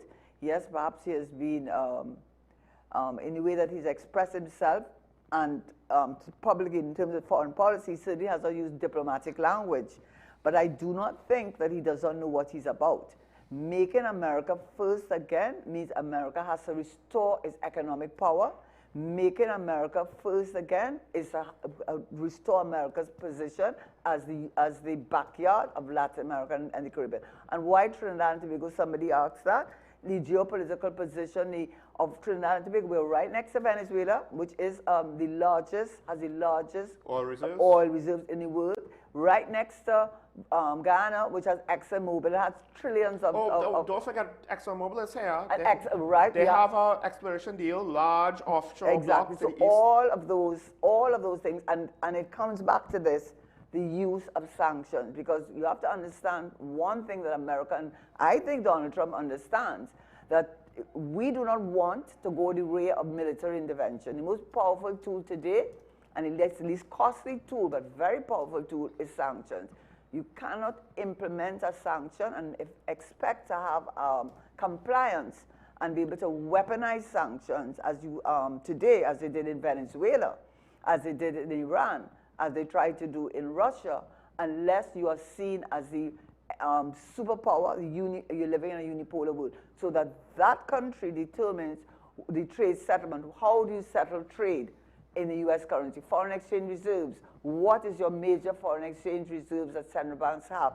U.S. currency. So as long as the U.S. currency is the trade settlement currency, as long as the U.S. currency, U.S. controls the SWIFT, so that the ability to settle debt with other countries, including Russia, as long as America retains that position. Look at what they did to Venezuela. Venezuela is a direct result of the use of sanctions. Whether Venezuela's position, domestic position, was not the best at the time, the point is that America was able to use sanctions to absolutely bring in the economic and political collapse of Venezuela, whether you agree to it or not. It seems Cuba is and that's the other thing too. I looked at Cuba too, and when they look at Cuba, I see our Prime Minister at the St. Kitts meeting talking about Cuba. And here's the thing, because this is not really to be a show to cast judgment on American decisions, but rather how it affects us, how it can affect us, right? How sanctions can and has and can in the future negatively affect us. How the bombastic approach and the aggressive approach. Now, again, to be fair to Donald Trump, U.S. Southern Command was concerned with Chinese Belt and Road during the Biden presidency. This is not something unique to him. How he's treating with it is different. Some people might think, well, you know, America's tried diplomacy before, this is the supporting side, right? So maybe they need a more aggressive approach. Other people will say, no, that's not how we're supposed to be doing things in the modern day and age, right? That's why I wanted to make the point. Back when America first initiated the Monroe Doctrine, European naval intervention was, and how nations used military force back then, it's a lot different than now. It was a lot more commonplace then. It was just another Tuesday when a naval vessel decided to come and bombard something or use force to get their way for something, right? It was a different time. Now, we are more accustomed to peace. The question is, to what extent is that peace being able to be maintained, and what is threatening that peace? And right, there are people in the population who are concerned that America might be doing things too aggressively and they don't like it. And are we being caught up in it? Because again, as Dr. Rowley pointed out, and this is to some extent things that I've thought before he said it. So it's not that, oh, he said it, so now I must agree with him. No, the Prime Minister was very aggressive with her talk on crime. Don't mind, we don't actually see any sort of aggressive plan, right? Aggressive with talk on crime. It might be an anecdotal example, so it's of limited statistical value because it's a case of one. But the Samru killing literally was a shoot-first situation as far as we're aware. And if that is the approach because you're taking cues from your foreign policy partners, because you want to show, hey, we could do that too, I don't know if a lot of the people are going to appreciate that sort of approach. And it is our foreign policy position informing our domestic policy, our internal politics, because it's definitely influencing and affecting it at the very least, because there are already people who, there are people in this country, Karen, I'm sure you know of this, they knew about the Monroe Doctrine. They read up about all of these things, about American interventionism, long before Donald Trump became president. So it's not because he's there, all of a sudden, they have an issue with it, and once he goes, no, the people look at the historical facts, whether you agree with the analysis or not. That is their opinion, and we're not necessarily doing anything to help them not stress out over this thing. And if they vote you out next election because of it, what am I supposed to say? And if it gets far enough. And that's the thing too, because when you look at Honduras and the use of the Monroe Doctrine, one of the benefits to the government of the day was they were able to prop up what they call a puppet regime. Anytime you were supportive of America's interests and corporate interests, you tended to be the government, or you tended to be the leadership that would be secure the elections the next time around. So there are a lot of benefits to Trinidad. But what I will say, and I was coming back to that, is that when we look at back to Donald Trump knows what he's about. I believe that. America has, in terms of its policy, I don't know if people know this, America had immigration legislation where it limited the number of persons that could migrate from Africa and Asia to thousands, whereas from Europe it was millions. I don't want to get it wrong, but they had legislation, they had a statutory provision that limited persons who were non-European from coming to the United States and migrated to the United States, as they did to Australia. It's only with the civil rights movement that they changed the law, and that is why we had so many of our people going up to live in the United States. So he's not doing anything that they haven't done before. When he takes immigration policy and says he doesn't want people coming from Middle Eastern countries and he justifies it, he's not doing anything they haven't done before. America is looking after America's interests. All we are saying is Trinidad and Tobago and our Prime Minister must be mindful of that. Because their interests are not our interests, right? Not our interests at all. And it is not that America will necessarily do harm to us, but they're not going to be looking after our interests. And you cannot underestimate the importance of the use of sanctions, the importance of the use of the sphere of influence, why Trinidad is so important to America at this point in time into the CARICOM region, and being able to be a leader within the region to influence how the region, the Caribbean, the CARICOM region operates. But you can't underestimate that when we speak about the using sanctions, when we use using sanctions, it is more to ensure that America maintains its position as a world power, which it has every right to do. And we are facilitating that. More than that, we are cheerleading that by using the argument of cartels. Well, we've also supported the use of military intervention. And it worked, and it seemingly worked in Venezuela. I'm not necessarily saying that the book is out on that, right? But in Iran, it's at best been 50-50, if not really working out, at least compared to Venezuela, right? The situation has turned into a bit of a mess. Can they prevent it from becoming more of a mess? Because when you have to say things like the largest release of oil reserves in order to stabilize the markets ever in history, that's not really, typical, nothing to see here. Who said that? No, basically that's what, I can't remember the agency, but America released some of their oil reserves, but the IEMA, or I might be getting acronym wrong. They released like 400 million barrels or something like that. It was the largest ever release to stabilize the situation, to stabilize the price of oil, to keep it from going too far. As far as I'm aware, you can look it up yourselves, but I believe that's what was said. So that's just to show that this is an extraordinary level of concern, yes, over the Strait of Hormuz. Now, how they manage the situation, because it's in a very complex state, so it could get worse. It could get better, it could get worse, right? But what I do think, though, that the Dabadi caller, the caller from Dabadi, who was saying, I think it was from Dabadi, who said that America's days are numbered. I don't know. No, that was Claxton Bay. Okay, Claxton Bay does call and say things. Yes. Well, you know, I don't know if America's days are numbered, but definitely America is being threatened by the de-dollarization movement. And you've seen that in Iran, where most of the oil that China needs for manufacturing has come from Iran, in spite of all of the sanctions America placed on countries dealing with other countries who America saw as its enemies. So coming back to the whole topic that we started with, America's ability to use sanctions and can use it against us. We have to look at what America has done in Venezuela, what America has done in Honduras, and we have to look after our own interests. America is looking after its own interests, but do not underestimate the ability of America to politically disrupt, to economically impact Trinidad and Tobago in a negative way where our interests are not aligned with their interests. And for example, I don't know if people remember, but our former Prime Minister Eric Williams, his march in Chagaramas. He marched in Chagaramas to object to America's occupation of the Chagaramas. He marched in the rain from Port of Spain.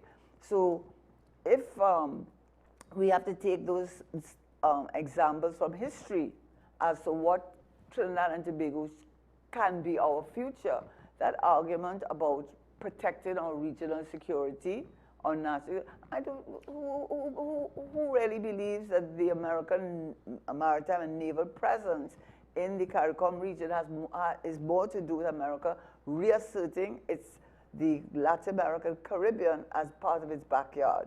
Who does not believe that is it? And if that is America's objective, which Trump is doing a good job of asserting, whether you like him or not, whether you like it or not, he has used that argument, the Monroe Doctrine, the Summit of the Americas, the Sheet of Americas, to reassert America's interests, America's occupation, America's dominance in this region. And all I'm saying is that Trinidad has to be very careful that it doesn't find itself at a negative. No, I was waiting you to finish. No, a negative position, because you see what happened to Venezuela. What has happened to Venezuela? American major exporter of oil for Venezuela was the United States. And so what America able to do to Venezuela, which has brought about, I guess, the collapse of their economy? It isn't just what people say political refugees or political disruption in the country.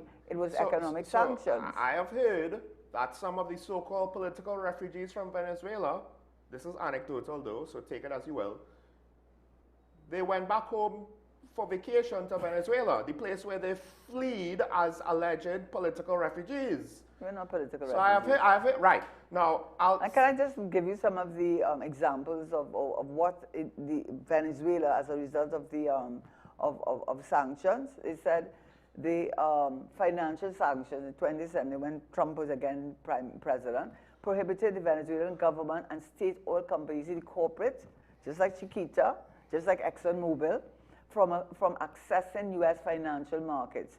Shell not able to build that gas line from the Dragon Field to Hibiscus platform, preventing them from accessing U.S. financial markets, making it nearly impossible to restructure foreign debt. Oil and central bank sanctions. A maximum pressure campaign introduced a full embargo on PDVSA, the corporate structure, blocked the Central Bank of Venezuela from U.S. currency, and recognized an interim government led by Guaido. But this is what the impact was. Oil industry decline. Sanctions block exports to key markets, India and the United States and prevented the import of essential chemicals needed to process Venezuela's crude oil. And guess where that import came from? Iran. Iran was not only buying Venezuela's oil. Iran was also providing them with the chemicals or dilutants because their oil was so highly corrosive, so highly sulfur-based, that they provided them with the chemicals to deal with that. Iran also was providing them with the equipment to repair their refineries. So you saw the oil industry decline, hyperinflation, import collapse. Public imports of essential goods like food and medicine dropped by approximately 50% between 2019 and 2020. Humanitarian crisis. These factors contribute to severe shortages of water, food, and medical supplies, driving an excess of over 7.7 million people. So what we are saying is you cannot underestimate the impact of sanctions. And Venezuela was particularly affected by it because Venezuela's major trading partner was the United States. When America decided that it would put economic pressure on Venezuela, Venezuela's economy virtually collapsed. And all I'm saying for Trinidad and Tobago, we say it can't happen to us. Well, if ExxonMobil comes in this region and ExxonMobil operates like it operated in Guyana, which is not a good history, which is not a good reputation at all. If ExxonMobil comes, I'm not saying it is going to, but if it comes and starts its operating in this region, in deep water, I think that is where their focus is, on the deep water blocks. If they come into this region and America sees that its interests and ExxonMobil's interests are not being protected by our government, are we taking a risk that what happened to Venezuela, or even a version of what happened to Venezuela, can happen to us? And is it in our interest to take such a strong position for United States, especially the cartel's argument? I mean, who really believes that the cartels is the reason for justifying the U.S. intervention, apparently, in Venezuela? Or who really believes that the cartels provide, that America's maritime and naval forces are protecting our region from maritime security from those cartels? I don't think many people believe it, and I think our Prime Minister needs to back off from that. She needs to take a more neutral posture. She needs to take a posture that is more aligned to the CARICOM, but not against America. We are not against America. America is America. Make America first again. Nothing is wrong with that. Every country wants that position, that has the ability to do that. But what we have to look at is our interest, and are we taking a risk of aligning ourselves too closely with what America's interests are? Because we could run the risk of a Venezuela, we run the risk of a Honduras, and is it in our interest at the end of the day to find ourselves in that position? All right, we do have a lot to get through, so I'll try and be brief. And we have some comments to get through, and there's one that you might want to spend more time on. But before we get to all of the comments, I'll just say this. The moment we started to run out of oil and gas, we became vulnerable to secondary sanctions, right? And we remain so as long as we don't diversify. Because if we depend on the downstream industries, they need gas somewhere, and at some point, we're going to have to import it from somewhere. Look, we've run into that problem already. Also, as long as we're dependent for imports for our food supply, we're going to be vulnerable to external economic shocks. It just is what it is. So, to Karen's point on the sanctions, oil and gas industry, whether you dislike America for it or not, the point is oil is a strategic asset. Very much right? So military conflict occurs not just, you think America only does it for the oil? What do you think China is building up a navy for? They're concerned about their access to Iran being cut off by Indonesia and other naval powers between the Western Asia and their position on Eastern Asia, right? So everybody is in it for the oil. What do you think Russia's economy is built off of? It's oil. So that means that global geopolitics is going to be centered around that, and we are vulnerable to whatever happens there as long as this remains the status quo. Can we get to a point where we diversify and maintain our standard of living? I don't know. Singapore was able to achieve a lot of things. We haven't necessarily put our best foot forward. Do you notice, though, that this government has not pushed the diversification message? And do you notice in Honduras, one of the... Hold on, because you're going to one time later. Let's take the first two comments first. Get these out of the way. I believe the radar was installed to assist in Venezuela. Because of the situation in Iran, they've moved the radars. This is potentially true, but the radar types that were hit in the Gulf areas by Iran, they're not the same systems that was deployed in Tobago. That was fire control and detection radars for anti-ballistic missile and air defense batteries. This is a generic air search radar that can be used. It's not quite the same thing. But at the end of the day, not only that, but leaving the asset here for no purpose. Right? And the Marines are potentially deployed in the Middle East. That includes, I'm not sure if an MEU is there, but they might want their assets ready to deploy, right, for their own purposes there. The U.S. failed to protect its allies in the Middle East. Now, that is not so clear-cut. I don't think it's because of lack of trying, right? American government cares only for itself, and in many cases, not even for its own people. Now, technically, I can't necessarily fault you for saying this, but you can literally say that about everybody, including our own country. Right? So how do you make sure that you show the interest of your country first? Are you going to make enemies? No, but what the caller is saying is they don't even care about their own people. But part of it is the politics in America is in some ways actually even worse than ours in how they're split on partisan lines. But you could say that about anywhere, that there's some subgroup of any nation that is feeling left behind or not cared for by their government. Right? In our case, when one party's in power, one demographic will complain, when another party's in power, another demographic will complain. Now let's get to the juicy parts that, right, all have governed this country for over 50 years. I have not been a part of any PNM government, and Karen was a member of one administration less than 5 years. I'm not going to say I wasn't part of it. So right? The PNM who have this country in the state, it's in, so shut your biased one-sided mouth.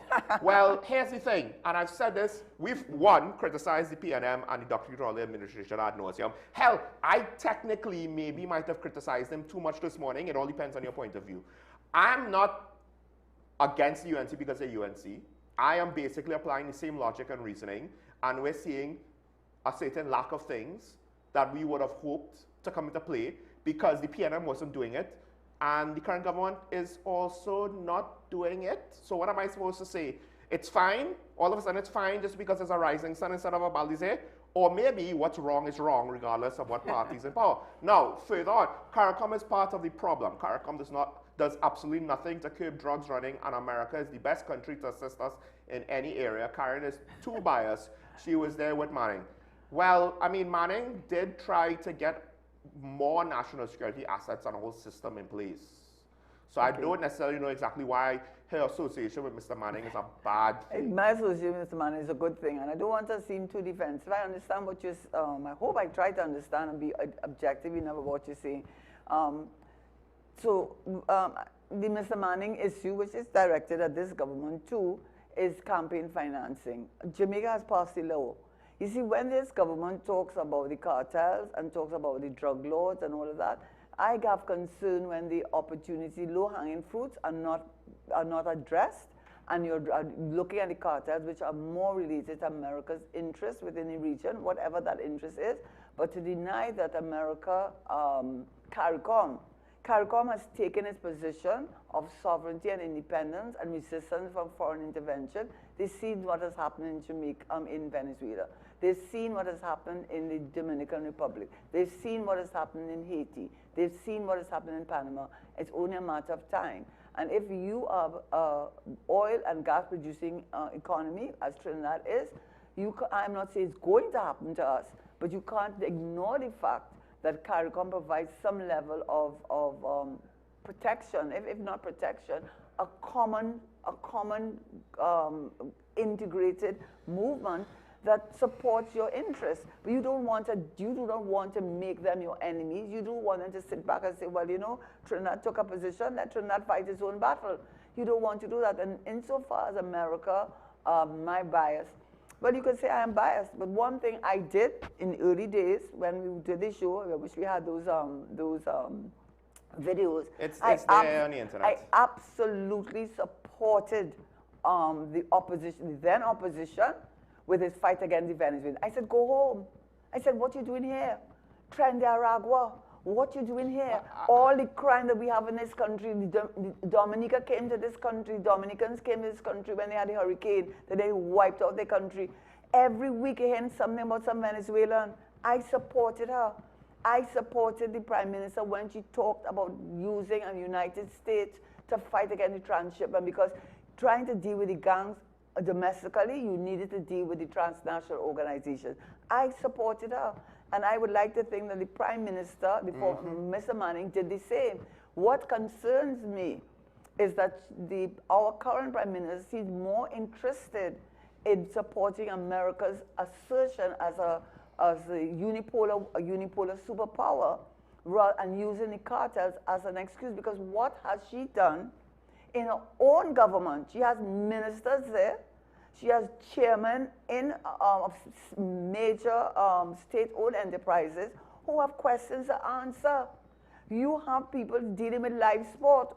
What they're doing inside there, I'm not saying they've done anything, but they certainly have questions to answer. And if you are fighting against corruption, what do you have in your government as your senators, as chairman of your state-owned enterprises, being part of your government? It goes to the whole reason why the PNM is not in government either. Yeah. Because you know what? We start to question how credible and how truthful you'll be. What do you say about campaign financing? Campaign financing is one of the main ways in which the so-called, as you said that they built Balize House. How could they build Balize House? Because the level of financial support they have given allegedly to the PNM. What have you done? Jamaica's passed that legislation long time. What have you done to deal with trying to make a revenue authority, which the Privy Council said that the Public Service Commission is no better at protecting, politically insulating public servants from interference from the government as would the revenue. What have you done to make sure, which you needed just a majority vote, to reestablish the revenue authority, which we all know, as with the gambling, closing down the gambling? What have you done about that? What have you done to bring to this country the names of the persons who have to be involved in drug trade at the highest level? What have you done about that? So when you look at the DNA, when you look at the campaign financing legislation, what has the Stand Your Ground legislation achieved? What has it achieved? Who are the criminals in this country?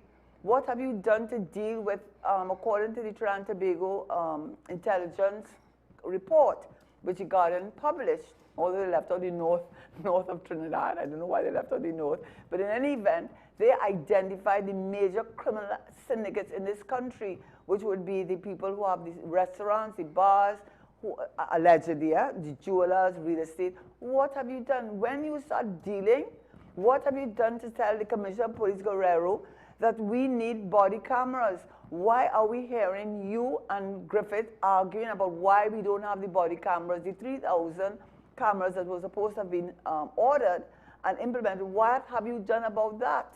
What have you done to deal with the messaging, conflicting messaging from your Commissioner of Police, your Minister of National Security, and your Minister of Homeland Security? What have you done about the state of emergency regulation, which seems to have moved away from crime to ensuring that my constitutional rights of freedom of expression are stifled? Because according to the regulations, you can take action against me, whether it is on social media or traditional media, if what I say is seen to be against national interest and safety. What does that mean? What does that mean? So I just want to end it by that. Like, what I'm saying is that when you have a prime minister who goes after your president and goes after the law association and goes after independent senators, who, when you have all of those things, it is very, very difficult for persons like myself who wanted to support what she was doing, to give that support and wonder whether what she's doing now has more to do with looking after the domestic and crime fighting in this country as more to give support to America, reasserting itself as a unipolar power, a global power, and the consequences and the price that we may pay for giving them support. We just have to look at Chiquita in Honduras. We just have to look at PDVSA in Venezuela, and we have to understand ExxonMobil is coming here, and we have the radar. So there are signs, there are signals to us, and my only issue with that is if you think I'm biased, well, I can't help. If you want to think I'm biased, then that's all right. Let me jump in here. Look, the PNM lost the election. Yeah. I don't have a reason now outside of their job performance as the opposition to complain about PNM policies anymore. If you're still stuck on PNM policies, you're wasting time because they don't have the capacity to implement policy anymore. It's similar to when the UNC was in opposition, right? The UNC is now in government. And yes, the economic stuff is a very long-term endeavor. They have economic ministers for that, right? With regards to reform of the Constitution, of campaign finance, of the criminal justice system, amongst other things, the education system, the local government system, the public healthcare system. There are different ministers working in different groupings, clusters, and silos to treat with the individual things. We have seen nothing move. The revitalization plan probably was a last-minute thing brought together, in part because they only now, realize the economic reality, although if you knew what to look for and had more than a bachelor's, you might have figured out what the economic position was before you came into office. That was very obvious to the economists out there, not just the ones attached to the government of the PNM, right? But a lot of the things that we criticize the PNM for, the UNC is currently doing, right? A lot of the things that we criticize the PNM not doing that we needed to see, that was a necessity, we're not seeing with the current government. What are we supposed to say? It's fine, just because it's a different party, it's fine. The history of the PNM, Dr. Rowley's administration wanted to ride on the coattails of Dr. Eric Williams and Patrick Manning and others. And I didn't like it. Because what those men did was what those men did. What the Keith Rowley administration did was what the Keith Rowley administration did. People want to be hung up about how they've been in charge for however many years. So because of that, I can't criticize the current government. That is a recipe for disaster. And you know what is I think one of the biggest issues? Because I also think one of your callers said this, and I think that was true. Quick, because I have another comment to get to. Oh, okay. But the thing was that the question was the payment of the pension to Stuart Young. That was such an insult to the people of this country, and that is just which we said at the time. Very much so. I mean, I spent so much time looking at that. Karen has spent so much time criticizing Stuart Young. He got far out of disproportionate criticism pays for his short time in office. But because of his position, right? Well, also because of how things Minister of Energy and Prime Minister. Right. So, but what I want to say is this. This current government is running the same risk that the former government did when our Prime Minister came out and said she was going to be a corruption buster. She was not going to tolerate anything in her government. Her first speech was absolutely strong, passionate, and credible. And yet what we have is live sport. What we have there is when we talk about that I wouldn't necessarily say that we know that it's happening again. No, but what I'm saying is that you don't put you do not put in those positions, whether they are guilty or not guilty. I don't know. They haven't gone to court. But what I will say is how it will look. What it looks like when you take a strong position and you see people who are the chairman of state enterprises, people who are senators, people who are members of your government, who have questions to answer in relation to corruption. Okay, I have to take the last comment quick, and this ties into the mindless speculative conjecture of Watson Jr. is truly unprofessional. Is he qualified and experienced for this job? Should be the normal journalistic inquiry, and if the job was publicly advertised. Well, actually, what I said about Watson Duke, I basically called out Watson Duke's public persona, of how he presented himself. Now he holds a job as an HR consultant with the NGC. Right?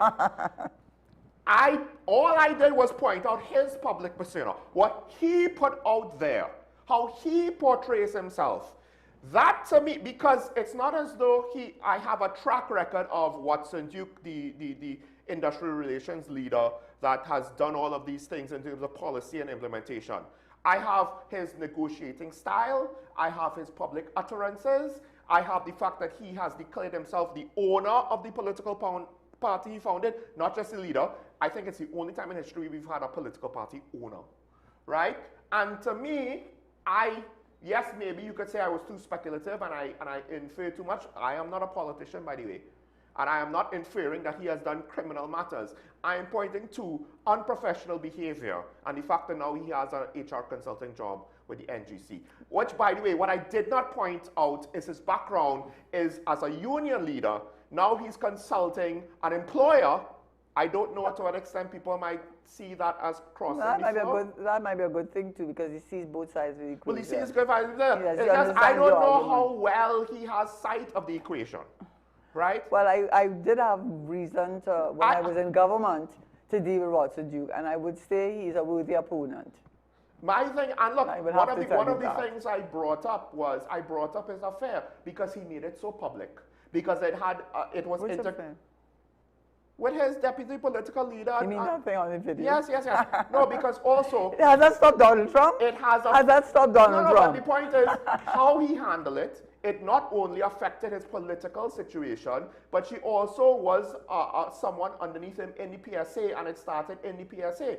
So I'm just saying, he may or may not be a liability for a lawsuit, depending on how things shake out. But if you use as a yardstick for a person's ability, and whatever country you choose, you're going to have a bit of a problem. I don't think you're going to find that many people can separate. Well, my main thing was his communication style and his personality and his approach, right? There was nothing in his background but you know that said... But that can be very helpful in terms of does he get results? Because when I was dealing with him and the Revenue Authority... Well, I mean, let's put it this way.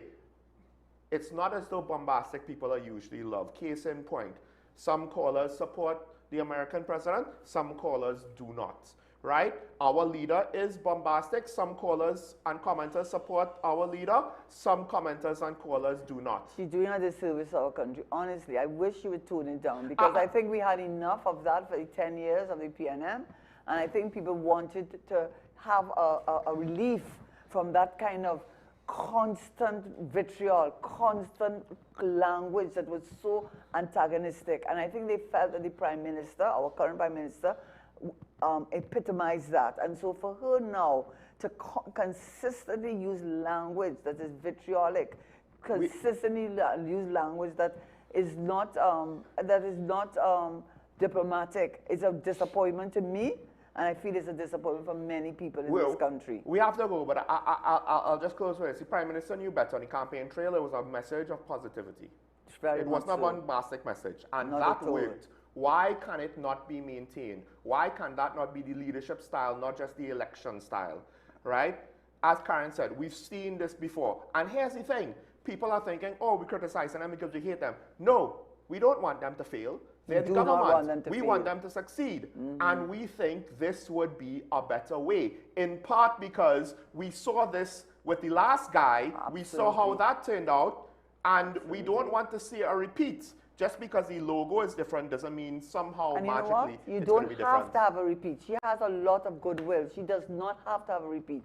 So, close. With that said, no, we're out of time. Thanks to the callers, thanks to the commenters, thanks to Karen. This is Talking Point at WESN.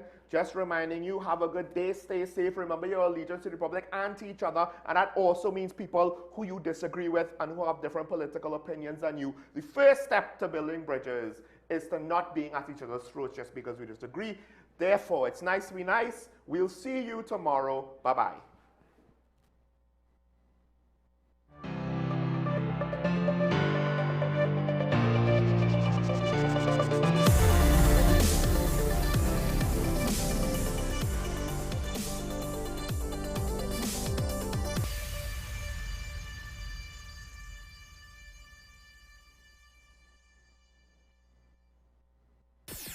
WESN.